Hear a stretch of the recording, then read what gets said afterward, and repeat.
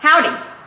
Yesterday was Father's Day, Yes, it was. and I hope you felt celebrated. I did. Good, because we tried very hard to make sure he felt celebrated.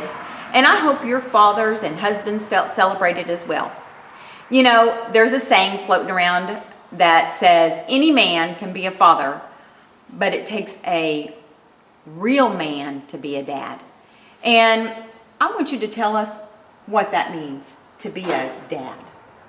What it means to be a dad. That seems like an elusive idea, and I think a lot of people have different thoughts of what that might be. But as we were talking last week and we started this idea about building our homes into fortresses, a place of safety and sending out for our families, anytime there's a fort, there's a commanding officer. There's one person who's in charge and sets the direction that that fort is going to go, and that's the commanding officer. In our homes, that's the dad. Now, if there's not a dad present, then that falls to the mom. But let's just go with dad. A dad is someone who sets the idea and builds the relationships in which our children grow up. They grow up knowing who they are, knowing what the beliefs are from where dad is.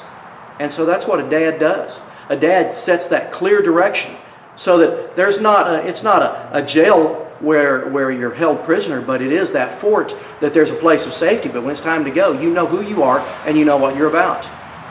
Our commanding officer, God, gives us these words from Deuteronomy chapter 6. And starting verse 6, it says, these commands that I'm giving to you, write them on the doorposts of your homes. Talk to them with your children when you go out, when you come in. Let them be something that is always in front of you. Don't ever forget those things. In our homes, as dads, what we do is we set that standard, and we don't ever forget it. We remind our kids of that. Scripture says when you train up a child in the way they should go, when they're old, they'll not depart from it. There's a difference between training and telling. And what a dad does is a dad trains. Now that's what a dad does. And that's how our homes can become a fort, is we have a clear direction of where we're going. We hope you join us next time here in the barn.